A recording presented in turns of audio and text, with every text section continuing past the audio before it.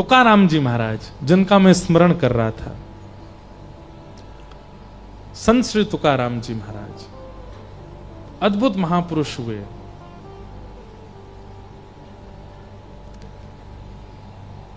तुकाराम जी की पत्नी अनुकूल नहीं थी, कथा सबको पता है। सब लोग इधर देखिए, ध्यान से सुनिएगा। तुकाराम जी की पत्नी अनुकूल नहीं थी। अनुकूल मतलब मन के मुताबिक। लड़ती थी, झगड़ा करती थी, डांटती थी, फटकारती थी, और कभी कभी ज्यादा गुस्सा आ जाता था तो श्री तुकाराम जी पर कुछ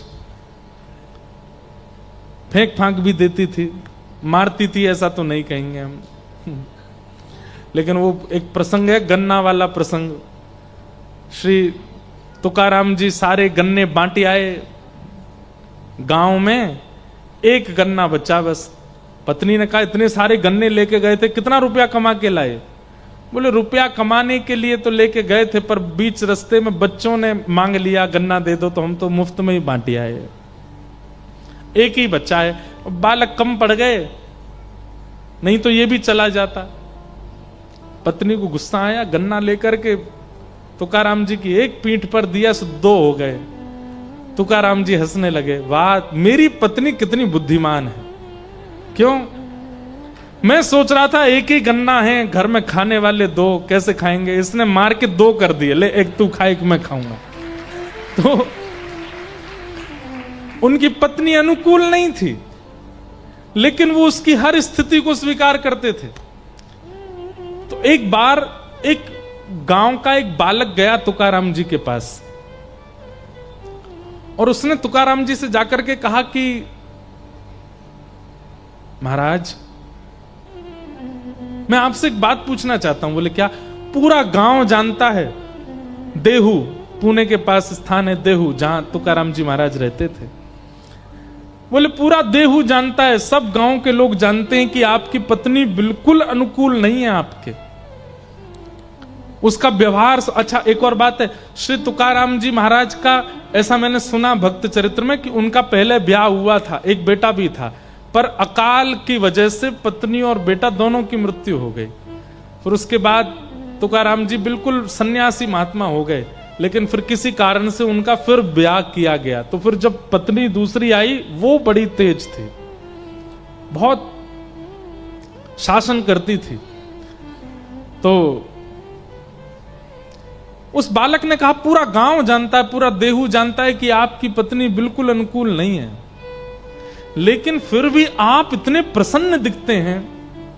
आप जब अपने घर से निकलते हैं तो हजारों लोग आपके दर्शन के लिए खड़े रहते हैं। अरे कहां तक कहें, भारत के सम्राट छत्रपति शिवाजी महाराज, वो आपके यहां जगह जगह जब आपका कीर्तन होता है तो पहुंचते हैं, और ससम्मान आपका इतना आदर करते हैं, इतना सम्मान करते हैं। सब आपकी इतनी सम्मान करते हैं, पर बात तो सत्य है कि जग सम्मान करता हो, घर का अत्यंत समीप व्यक्ति यदि इतना शासन करता हो, इतना गंदा बोलता हो, मन प्रसन्न कैसे रह सकता है? आप सबसे ज्यादा समय अपनी पत्नी के साथ व्यतीत करते हैं और वो बिल्कुल आपका सम्मान नहीं करती। मैं बस आपसे यह जानना चाहता हूं, इस प्रसन्नता का राज क्या है? आपको चिंता नहीं होती? आपका मन व्याकुल नहीं होता? आपको पीड़ा नहीं होती चित्त में? आप इतने प्रसन्न रह कैसे लेते हो? कृपा करके मुझे अपनी इस प्रसन्नता का राज बताइए। तुकाराम जी महाराज बैठे थे, तो बैठे बैठे तुकाराम जी बोले सुनो, बहुत पते की बात है, ध्यान से सुनिएगा। तुकाराम जी बोले मेरा राज तो बाद में बताऊंगा, लेकिन मुझे तेरा एक राज पता है। बालक घबरा गया, आपको क्या पता चल गया मेरे बारे में? बोले तुम्हारा एक राज पता है कि तुम्हारे जीवन के केवल 7 दिन बचे हैं, 7 दिन बाद तुम्हारी मृत्यु हो जानी है बच्चा, केवल 7 दिन बचे हैं तुम्हारे। और वो बालक अपने प्रश्न तो सब भूल भाल गया। बोले मैं काय को आ गया आपके पास? तुकाराम जी को प्रणाम करके तुरंत भागा। 7 ही दिन बचे थे उसके। 7 दिन तक वो बालक ऐसा हो गया, एकांत में बैठा रहता। कोई आकर के उसकी बहुत प्रशंसा करता तो वो प्रसन्न नहीं होता था, कोई आकर के उसकी बहुत निंदा करता तो वो दुखी नहीं होता था, कोई आकर के उसका बहुत सम्मान करता था तो उसको पीड़ा नहीं होती थी, कोई उसका अपमान कर देता था तो वो सोचता था भाई जीवन के 7 ही दिन बचे, कर ले अपमान, तू भी क्या करेगा। 24 घंटा केवल राम कृष्ण हरि राम कृष्ण हरि राम कृष्ण हरि, जीवन के 7 दिन बचे, मैंने ये भी अपराध किया था, मैंने ये भी पाप किया था, मुझसे ये भी गलती हो गई थी, हे ठाकुर जी मुझे क्षमा कर देना, मेरे जीवन का बस 7 दिन बचे हैं, मुझे सदगति दे देना, हे ठाकुर जी।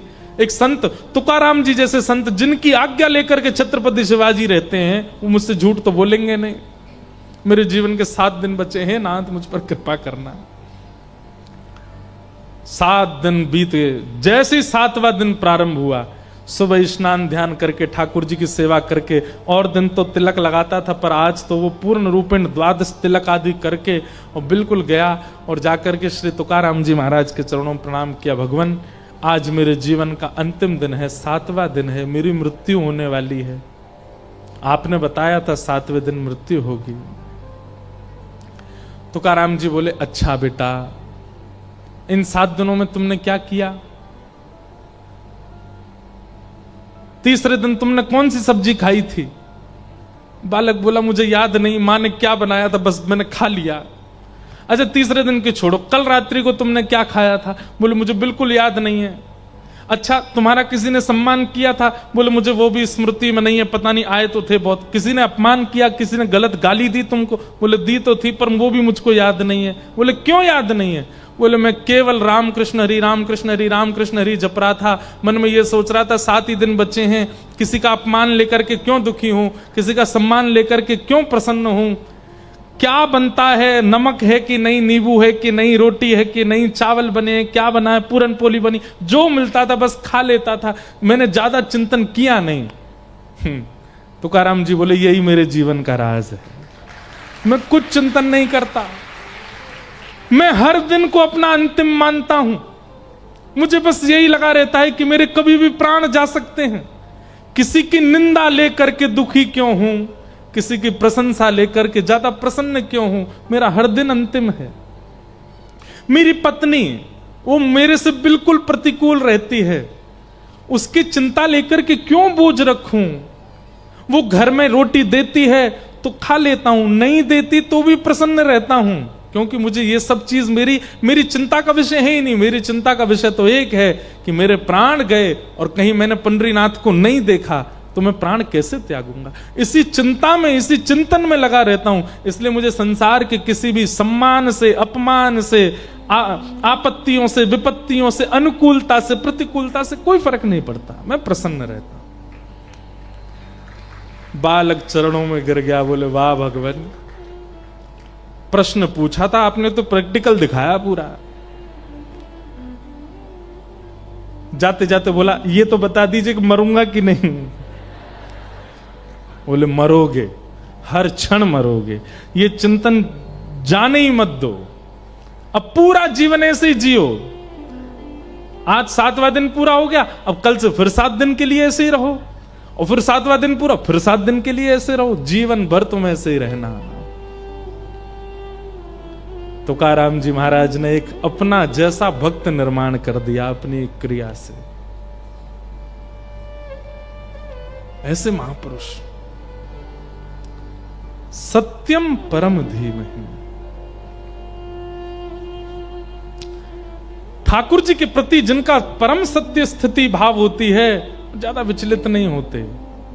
इसलिए ठाकुर जी के प्रति सबसे पहले जो निवेदन आपको करना है, उनके प्रति परम सत्य की भावना रखना कि ये परम सत्य हैं,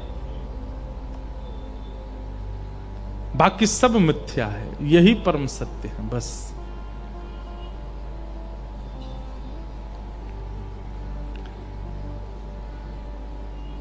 कि धर्म प्रोजित कई तवोत्र परमो निर्मत सराणाम सताम वैद्यम वास्तवमत्र वस्तु शिवदम तापत्रयोन्मूलनम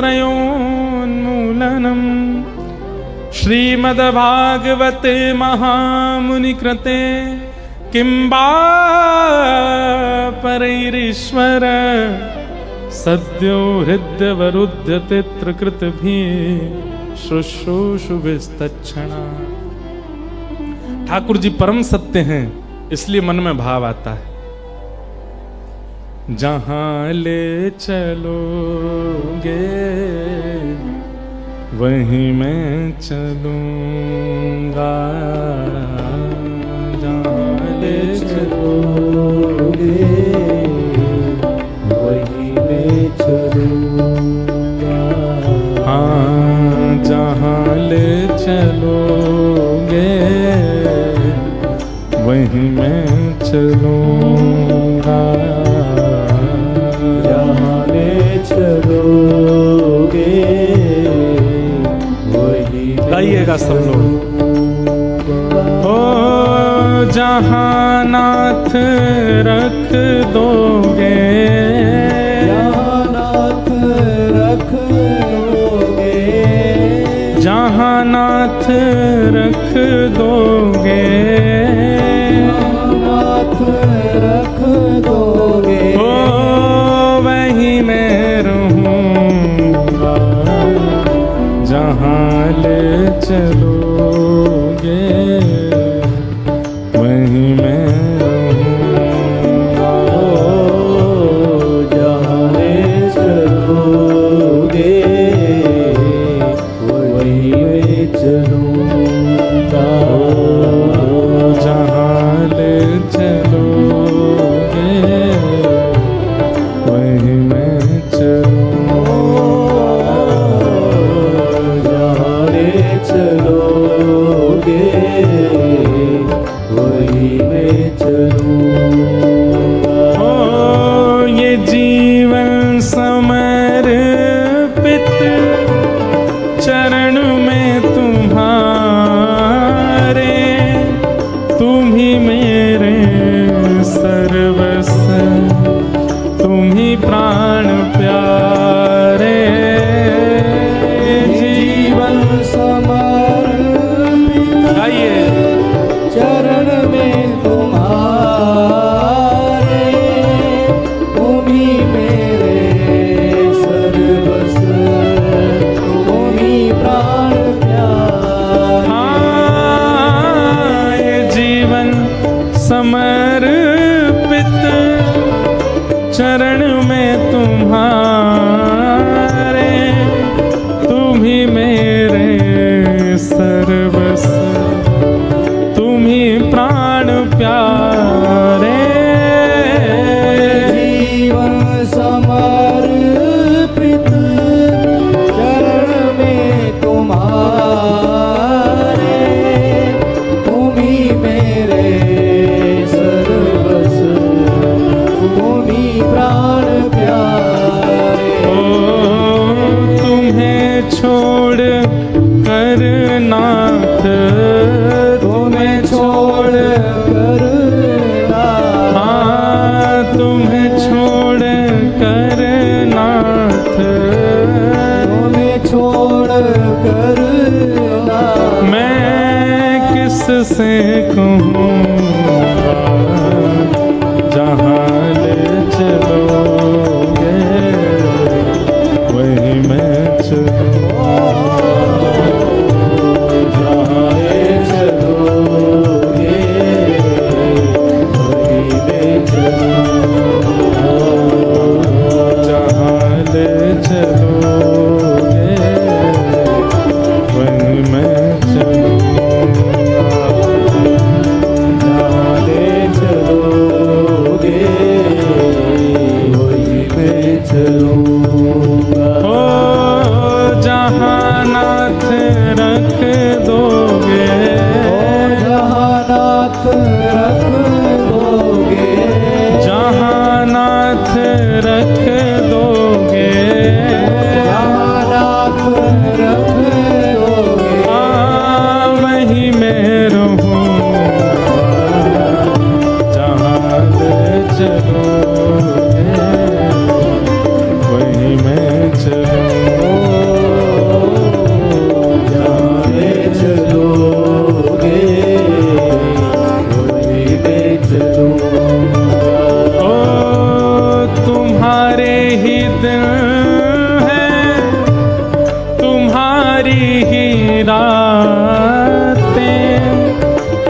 कृपा दृष्टि सब पर रहती तुम्हारी। तुम्हारे ही दिन है ये रातें तुम्हारी, कृपा दृष्टि सब पर रहती तुम्हारी। ओ तुम्हारे ही दिन है ये रातें तुम्हारी, कृपा दृष्टि सब पर रहती तुम्हारी। तुम्हारे ही दिन है ये रातें तुम्हारी, कृपा दृष्टि सब पर रहती तुम्हारी। सुख दो या गम जो भी, सुख दो या गम जो भी, सुख दो या गम जो भी, सुख दो या गम जो भी, मैं प्रेम से सहूँ जहाँ ले चलोगे वहीं मैं चलूँ। जहाँ ले चलोगे वहीं ले चलूँगा।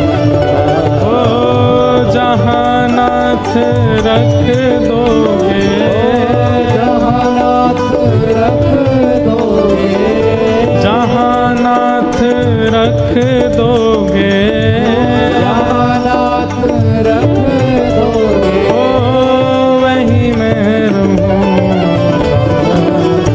जहाँ ले चलोगे वहीं मैं चलूँगा। जहाँ ले चलोगे वहीं मैं चलूँगा। श्री राधा रमण लाल की।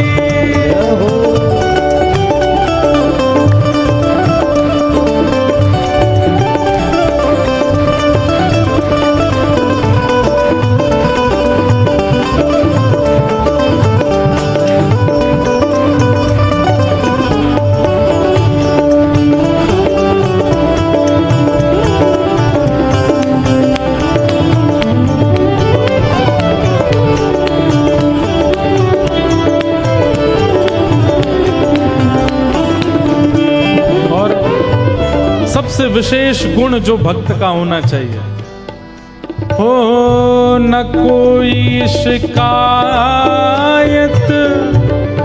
नहीं कोई अर्जी, कर लो करा लो प्रभु जो है तेरी मर्जी। न कोई शिकायत नहीं कोई अर्जी, कर लो करा लो जो है तेरी मर्जी। हाँ न कोई शिकायत नहीं कोई अर्जी, कर लो करा लो प्रभु जो है